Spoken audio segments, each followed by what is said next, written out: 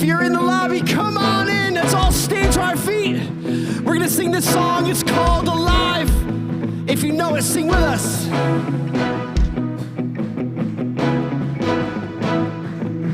Yeah. I was lost with a broken heart. You picked me up, now I'm set apart. From the ash I'm born again, forever safe in the Savior's hands. You are more than my words can say. I'll follow you, Lord, for all my days. I'll fix my eyes following your ways. Forever free in unending grace. 'Cause you are my freedom. We lift you higher, lift you higher. Your love, never ending. Oh, oh, oh. You are alive in us. Nothing can take your place. You are all we need. Your love has set us free. Whoa. Come on, put those hands together. Help me out. Let's not be shy. We're praising our Lord this morning. Yeah. In the midst of the darkest night, let your love be the shining light. Yeah. Breaking chains that were holding me. You sent your son down and set me free. Everything of this world will fade. I'm pressing on till I see your face. I will live that your will be done. And I won't stop till your kingdom come. Every voice, 'cause you are my freedom. We lift you higher, lift you higher. Your love, never ending. Oh, oh, oh. You are alive in us.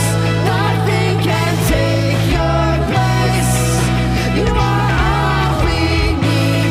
Your love has set us free.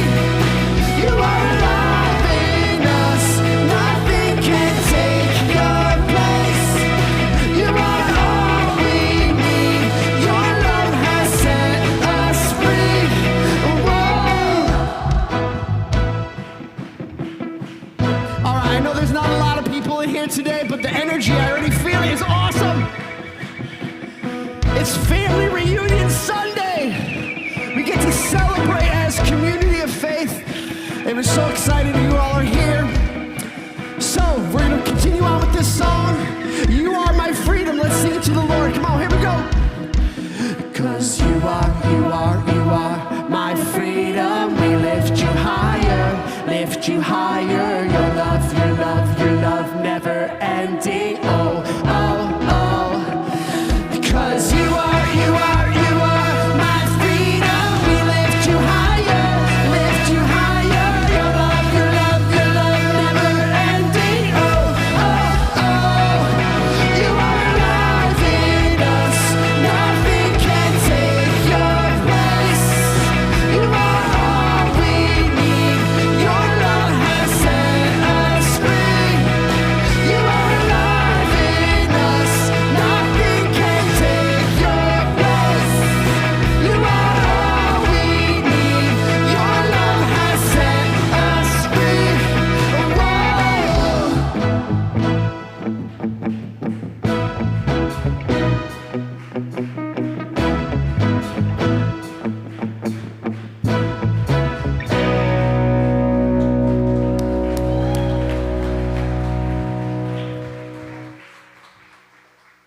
Well, we can have a seat. Thank you so much for singing with us this morning. Good morning, everybody. So great to see you all today. My name is Tom. I'm the pastor here. I'm in a little different role this morning. I hope that's okay. But we're excited to be with you this morning. This is a special Sunday for us all summer long. We've been doing these family reunion Sundays where we get to come together as a community. We get to do a bunch of music. We get to hear stories, which you're going to hear a story today that I think is going to bless you and inspire you. And then afterwards, all of you are invited outside. We're hoping it doesn't rain. All right, we're gonna hold off the rain.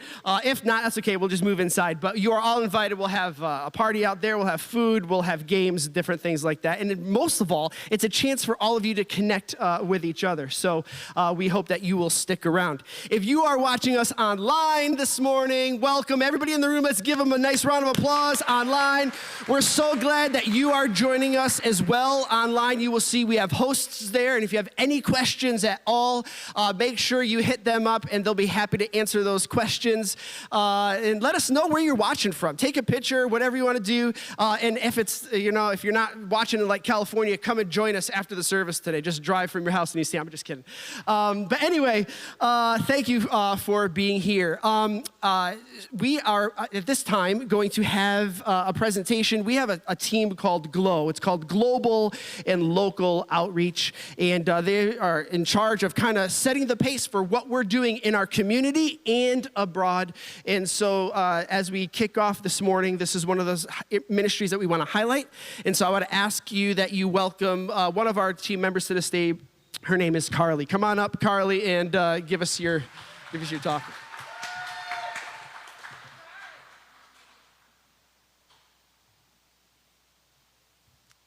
So, like Tom said, this GLOW is an opportunity for people to give generously, to serve generously, and to really just love our neighbors. And so we have this partnership with an elementary school in East Hartford called Mayberry Elementary School.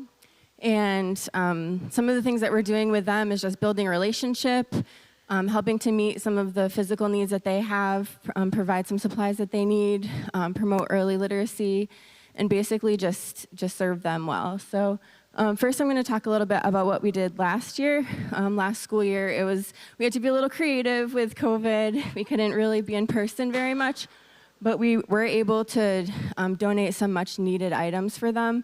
The kids all had Chromebooks, and they weren't very comfortable using the mouse pads, and so they asked if there's any way we could provide computer mice for them. That would be a huge help, and we were able to donate computer mice, and you can see the pictures. They were really grateful, and they shared that it was so much more comfortable for them, and they really appreciated those donations. And then we were also able to donate over 40 books. Each month, we were able to read to the kids, and we would donate the books that we read to them. So as we were reading and as they really enjoyed those books, we said, hey, you could actually find those books in your school library, and they were really excited about that. So the bottom right picture there shows some of the books had little stuffed animals with them, and they really appreciate that as well. So yeah, last year, we were able to read virtually to them. We were able to do some pre-recorded and some live over Google Meet.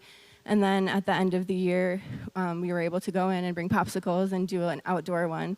So I think, so that's, the principal did a tweet, thankful to have our Hope Church volunteer reading team, and they appreciate the ongoing partnership and commitment. So that was really special for them that we could go in at the end of the year.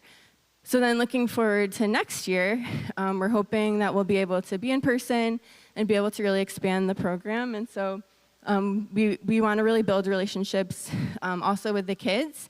And so we're planning to do some events with our kids and theirs. We're planning to do pen pal or Valentine swaps for them, just as a fun way to build some relationship. We'll continue the reading. And if anybody's willing to tutor or to be a mentor or anything like that, we're open to all kinds of ideas. And so whether you would like to volunteer once or whether you'd like to have an ongoing volunteer commitment, we would love to plug you in a way that would work for you. And I just can't stress enough that they so appreciate the fact that we're willing to do that, and they really enjoy it. They really look forward to the reading. So the last thing, I spoke to the school librarian, and they have a space that right now just kind of has bookshelves around the outside of the room, and there's just not much in the room. And she really dreams of making this a nice, welcoming, and warm space for the kids to read and to make it a fun, inviting, and warm place. And so I have a video from her so you can hear directly from her, and then I'm going to talk a little bit more about that.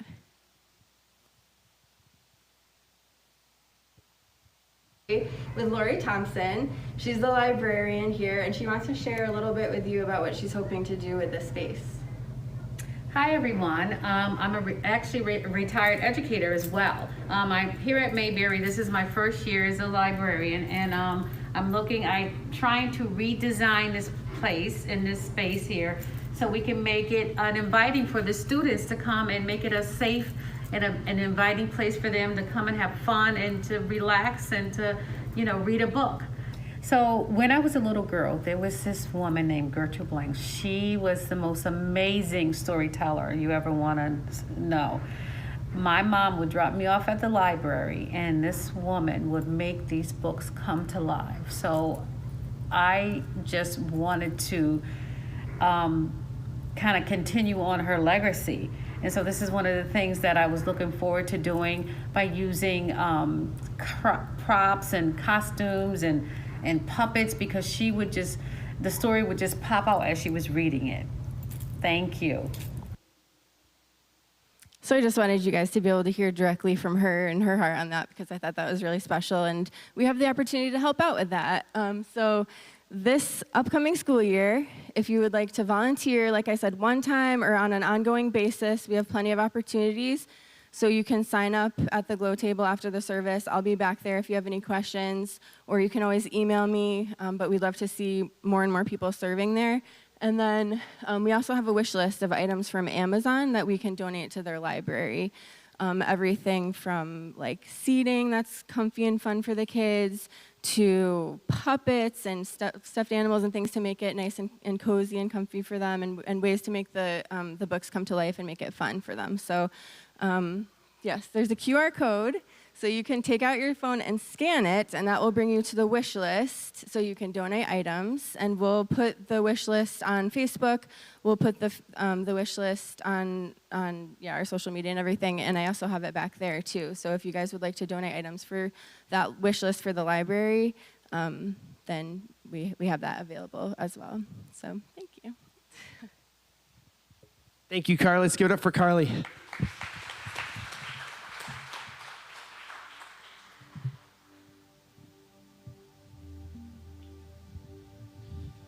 Really appreciate the Glow team and their efforts, and I know that they would love to see all of us be participants in that, and so be on the lookout for that as we go through, like Carly says, especially on social media. We post a lot of our stuff. They also have their own Facebook page, so you can look that up as well. Before we get into our next song, I'm gonna have us stand together.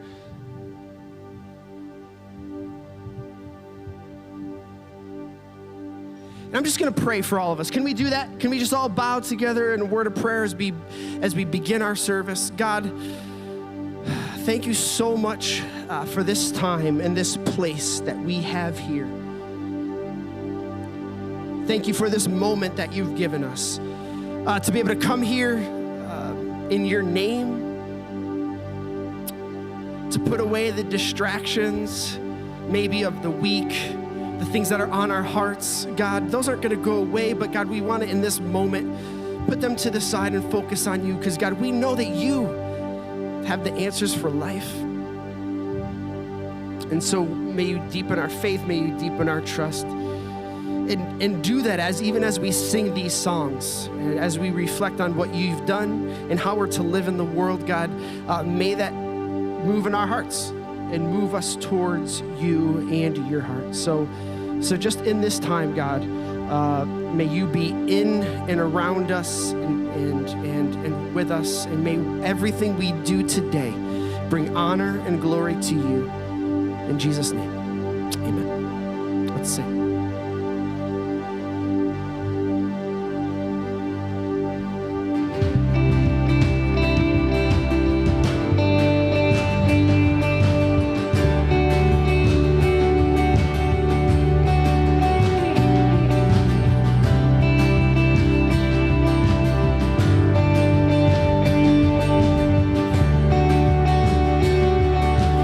Singing with us, your love's so great.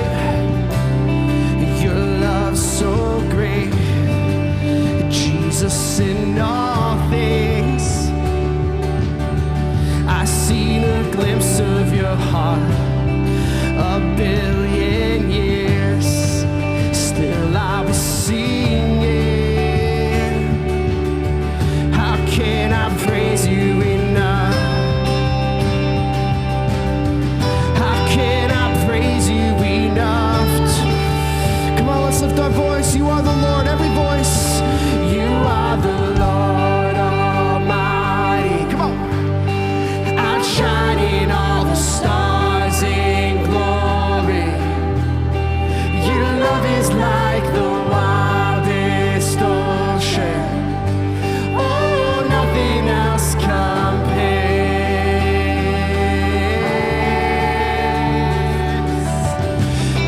Creation calls all to the Savior. We are alive for your praise in earth and sky. No one is higher. Our God of wonders, you reign. Our God of wonders, you reign. You are the Lord Almighty, outshining all the stars in glory. Your love is like the wildest ocean. Oh, nothing else compares. You are the Lord. You are the Lord Almighty, outshining all the stars in glory. Your love is like the wildest ocean. Oh, nothing else compares.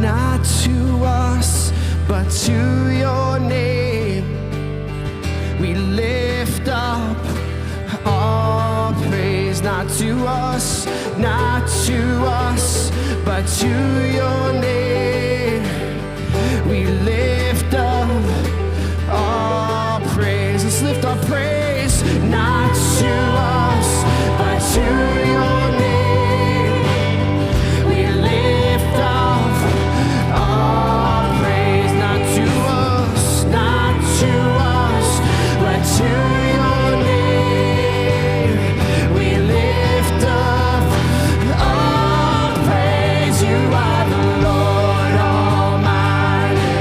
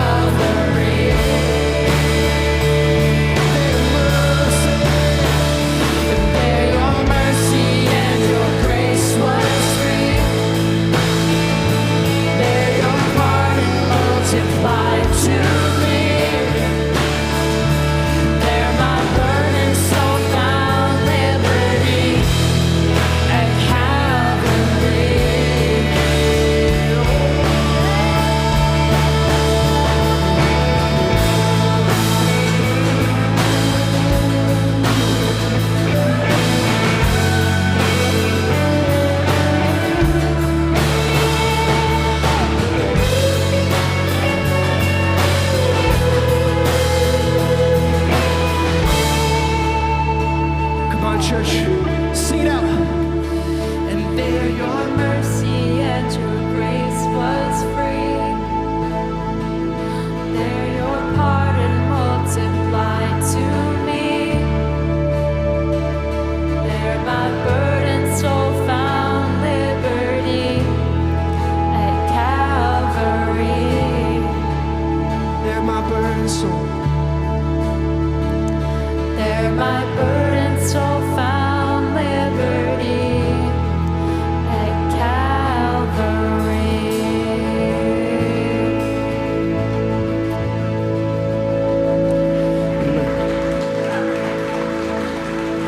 So God, help us to keep that perspective today as we go through the rest of this time together, through our week,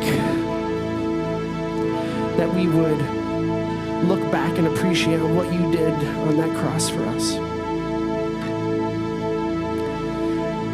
And the life-changing power that it has. Help us to never lose sight of that. Help us to never lose focus on that. We love you. In Jesus' name, amen. You can have a seat.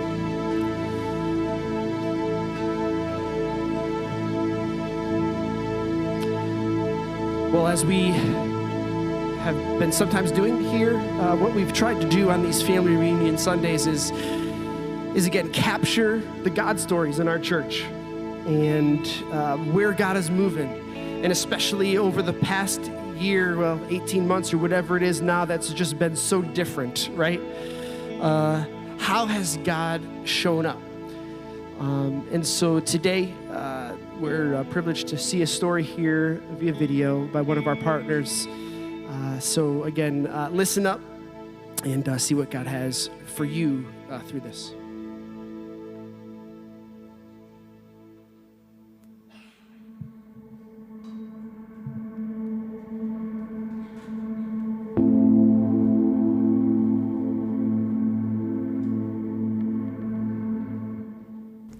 So I grew up here in town, been here all my life in East Hampton. I left for a few years after high school, but never left the area, really. I was always in central Connecticut, Hartford, Meriden, Middletown. I did not grow up in the faith. My dad was atheist my entire upbringing. My mom brought us to church, my brothers and I, when we were really little. I think the last time I had gone to church was probably when I was in kindergarten, when my father was like, no, you're not doing this anymore. And after that, totally dismissed any type of faith or she wasn't allowed really to talk about it. So I didn't have any faith growing up or into my early adulthood. When I was involved in a very violent marriage early on. I left that, I was able to leave that. And then I met my youngest daughter's father, who was a believer, but not really a follower and not really engaged. And my sister had just passed away of cancer. She was 25. A best friend of mine was involved in a murder-suicide. She was murdered and her ex-boyfriend shot herself. And I was in this horrible relationship with my youngest daughter's father, and I really was just like, everything was chaos, and I felt like I was losing everything. We were at the point where we were gonna end our relationship, and I just called out to God. I was just like, if you're around, I need you. I need something to hold this together because I'm losing everything right now. And he just showed up, and it was probably within a week. I was here at Hope. I was in a life group. I was in Bible studies and just had that immense thirst for Jesus and for what it meant and what all this was.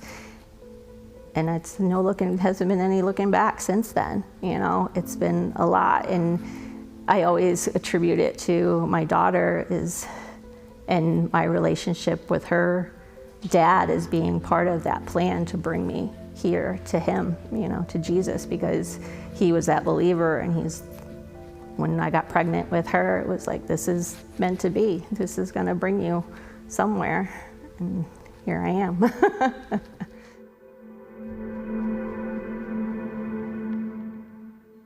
So I was really immersed in learning and the thirst in the Bible studies and just learning more and more about who God was to me, and reading the Bible and staying in the Word and learning about prayer. And that was really big for me too. It was like, oh, I can ask Him for things. I can invite Him into my life in that way. And that was really huge for me, because things don't just stop when you accept Christ and you're filled with His love, and the circumstances of life don't change. Things keep happening, and things did continue to spiral. More events happened. I lost a job. My son tried to commit suicide. I had my own issues with depression and things. So the hits kept coming and coming. And as I said earlier, it's like I always looked at them as preparation. Just, I'm learning through this, I'm growing through this, and what my faith means. And it's funny because I think about Roger Martin, who was the pastor here at Hope at the time, and when he was leaving the church, he had spoken my name out in one of his last sermons, saying when he thought of faith, he thought of me. And that really moved me, because it wasn't really, and that was the point where I was making the decision to leave my daughter's father and change the whole dynamic of a family situation and what that meant. And I was doing it because of my faith, because he did not want to be married, and trying to make that decision of staying in a sinful relationship or pursue my love of God and my faith in God. And that's the foundation. And so tearing apart that family, how I looked at it was, I was building a foundation on God to build a new family. So things like that were happening. And then I had that cancer diagnosis in 2018, and that just brought it all full circle again, like hitting that wall, like, really?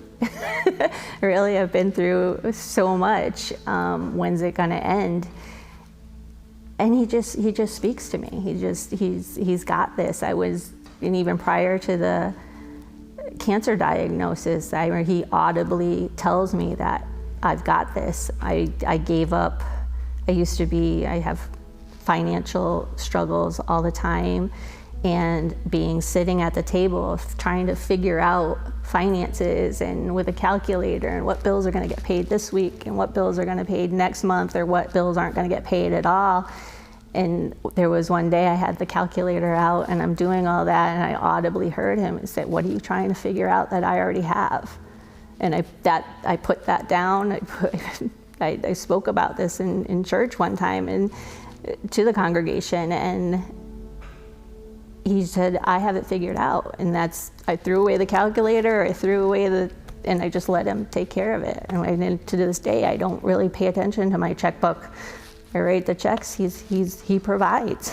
And it's just been proven to me over and over again that he will provide. And with the cancer diagnosis, the same thing. I mean, initially it was that fear, and my mantra through that was, fear is a liar, and it is, because he's got it. He'll take care of it, and he has, and he continues to. And when I originally thought about sharing my story, it was kind of like I wanted to try to pinpoint what part of my story, because there's just so many aspects of my story that have involved my faith and have developed my faith. And I've always looked at it as being preparation. All the circumstances that I've been through have prepared me for the next and the next and the next. All the things leading up to that just was evidence of a preparation for that big thing. Because when I heard those words, "you have cancer," it was like literally hitting a brick wall, all that unknown, all that fear, all that uncertainty, how am I gonna pay for bills? How am I gonna take care of my daughter? And just what's my future look like personally, health-wise, am I gonna live? And all those things just throughout the course of my life, and after finding God, just came back to the promises of God on my life, that He is my healer, He is my provider, He is my peace and my strength. And I really, throughout that time, throughout the whole treatment and everything, really focused on that. And then fast forward to 2020 in March, when the pandemic hit, everybody hit that brick wall.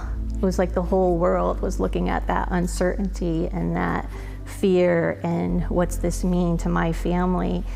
And it became the promises weren't just for me. It was a whole new perspective for me that those promises belong to everybody, not just individually, but the world. And it's kind of cheesy. I just kind of started thinking about that Sunday school.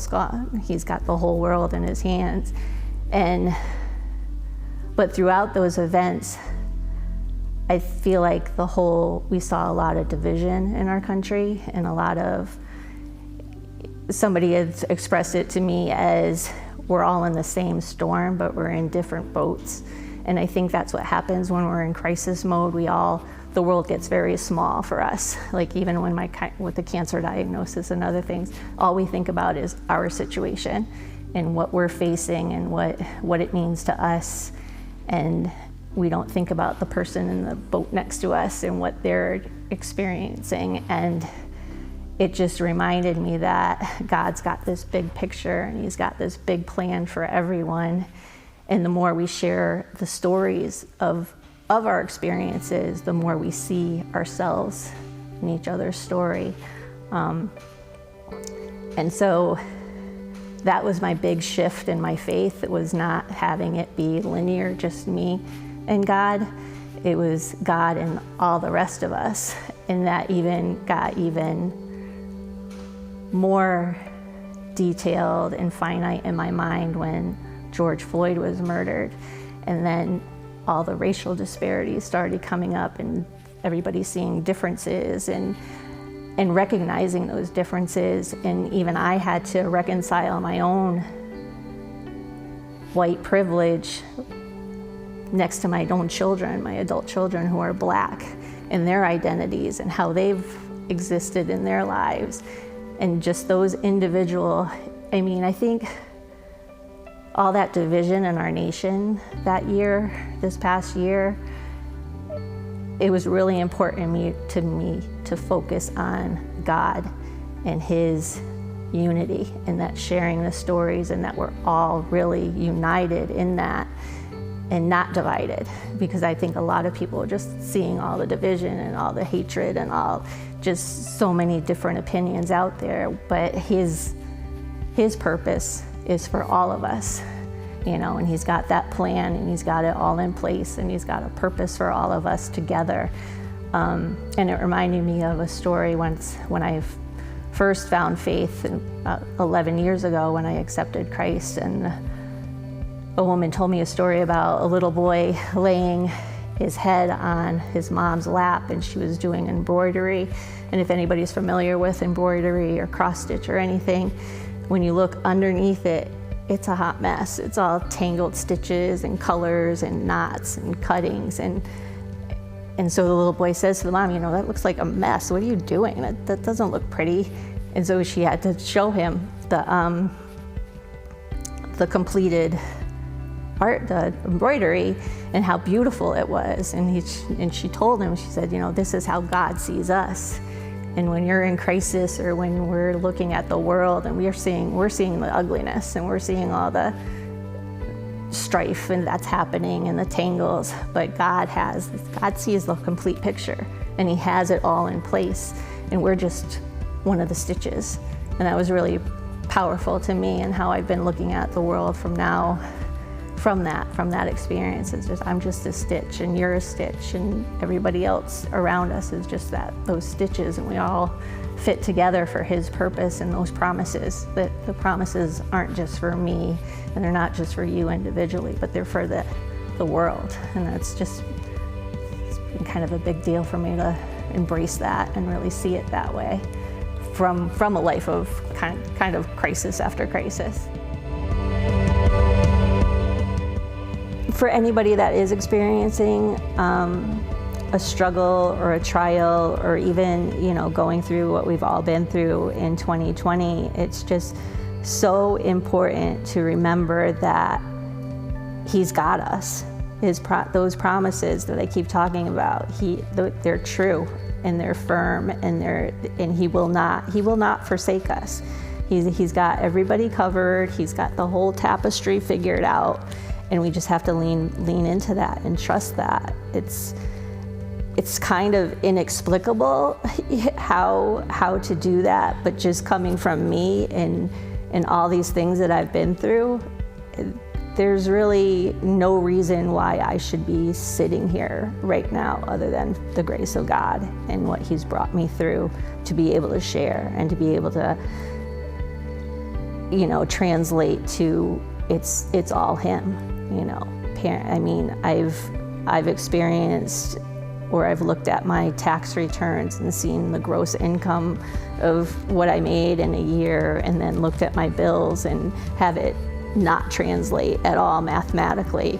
Just miraculously, it's been taken care of. And even through the cancer diagnosis, things that I chose a double mastectomy, and when they initially found the cancer, it was in one breast, and I chose a double mastectomy because of my history and just for various other reasons, and it turns out it was in the other breast too. So had I not done that, who knows, I made that choice, and He told me to make that choice. That was through prayer that I made that choice. And there were other things like that went through that cancer diagnosis, and it's just a trust in Him. It's an inexplicable trust in Him. Just give it to Him, and He'll take care of it.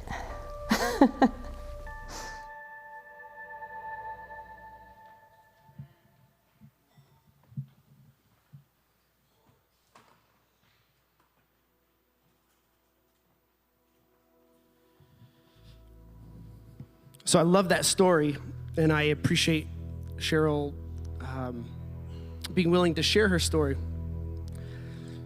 And I wanted to follow it up. I was thinking about this morning, because we're all going to be at points in our life where we feel like we just have these roadblocks, or we don't know how to get around it, or these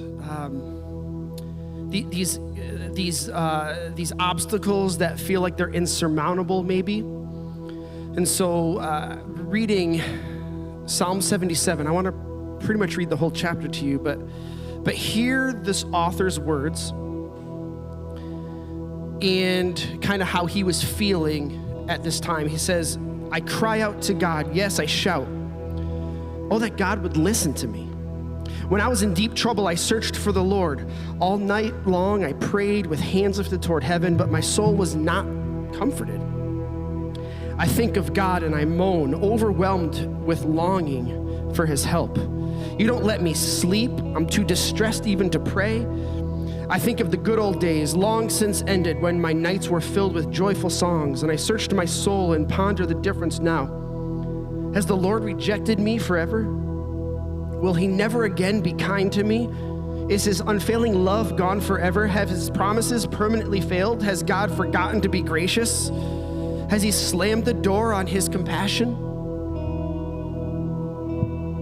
And I said, "This is my fate. The Most High has turned His hand against me." You feel the emotion?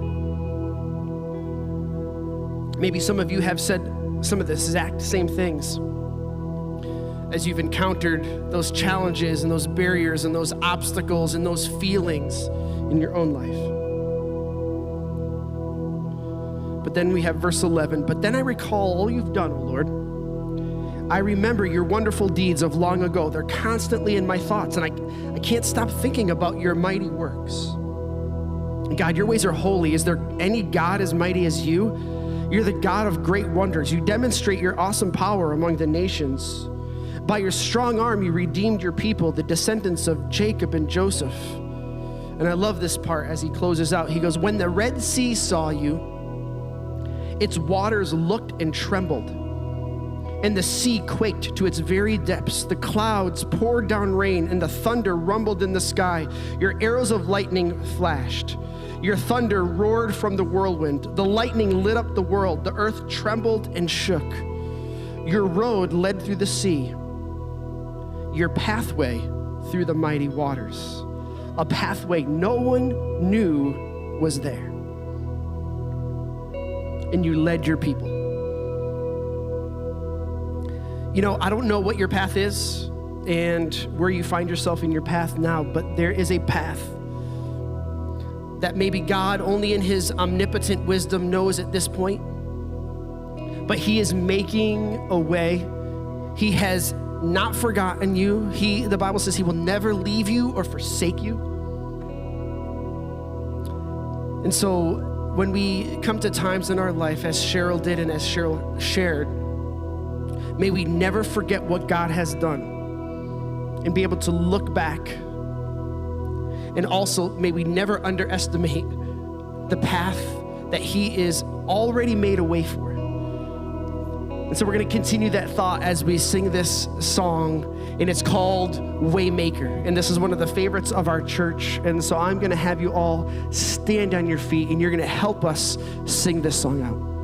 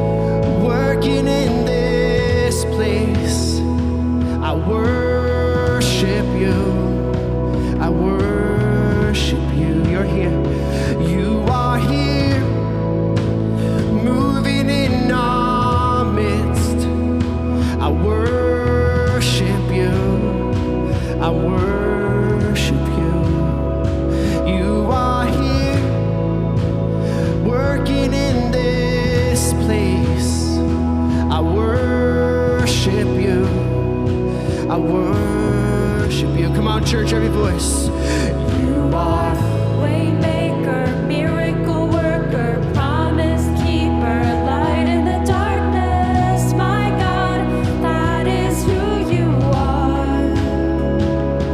You are Waymaker, miracle worker, promise keeper, light in the darkness. My God, that is who you are. You are here, touching every heart.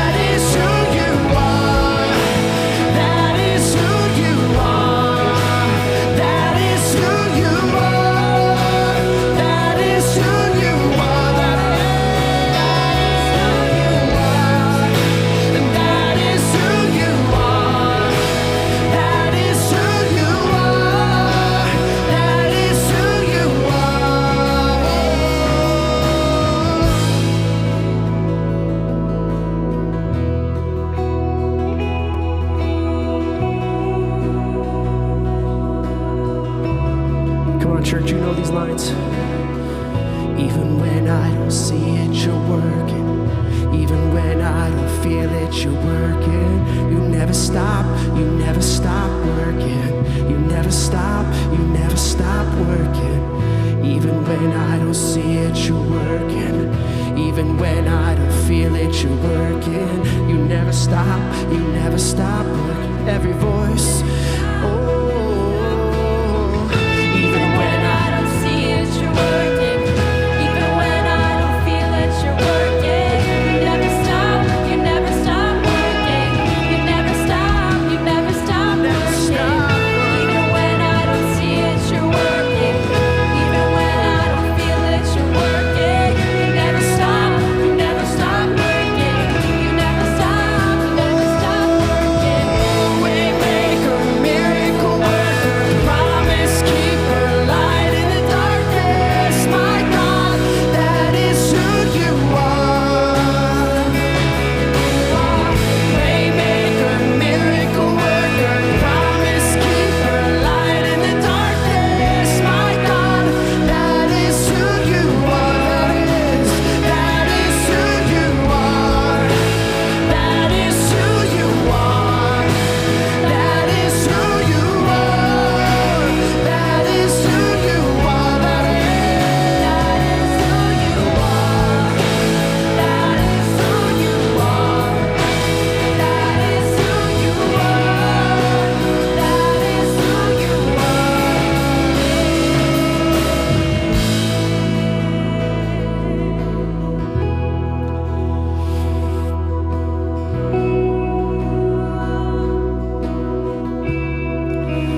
God, I'm positive there are people in this room who need to hear those words this morning. You're the one who makes a way.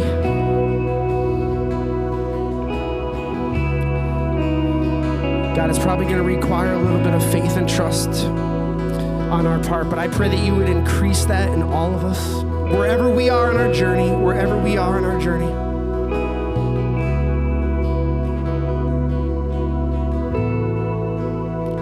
Help us to see you just a little bit more clearly. God, give us wisdom.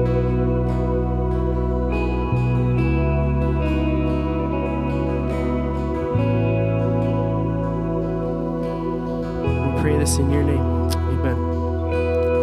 Can you believe it's almost been an hour since we've been together just this morning? It's gone by so quick. We're going to sing one more song in just a second, but we are just about to wrap up. And so as we do, just wanted to just make a couple little announcements. Keep everybody on the same page. We got a lot going on, especially in this season. Remember that we have a leadership conference coming up that we're hosting right here at the church. You can find more information about that in the lobby in the Welcome Center area. We would love for you to join us. It's not too late. In a couple of weeks, we have a softball game for guys. And listen, guys, we need you. And we need your friends. So go on our website, cthope.online, and register for that. It's going to be a great time of us being able to hang out and play ball together. And I say this every week. Where's the best place to go to know where we're at, what we're doing? Do it on our website, cthope.com, or you could take our app and get that on your app store called the Church Center app, and just find Hope Church there. That would be awesome. Finally, if this is your church, you can give in several ways today. The best way is just go right online. Same place, cthope.com/give.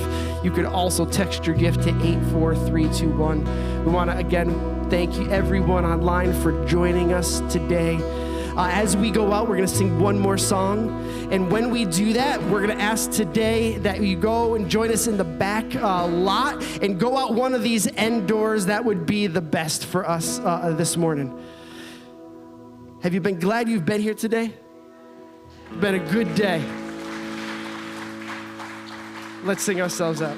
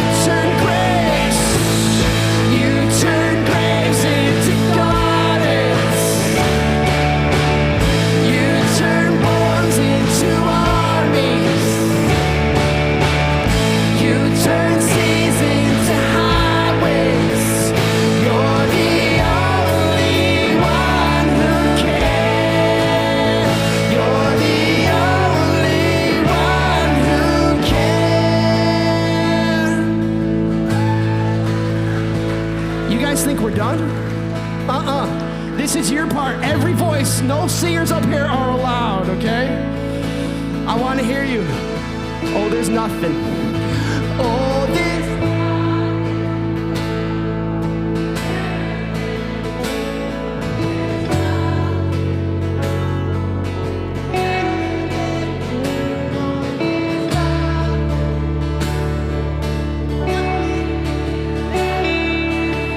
They didn't do too bad, huh?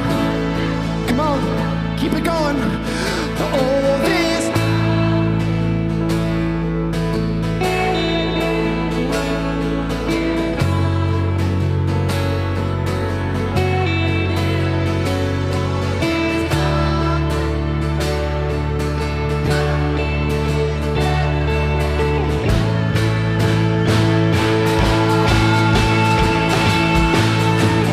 You turn graves into gardens. You turn bones into armies. You turn seas into highways. You're the only one who can. You turn graves. You turn graves into gardens. You turn bones into armies. You turn seas into highways. You're the only one who can. You are. You're the only one who you are. You're the only one.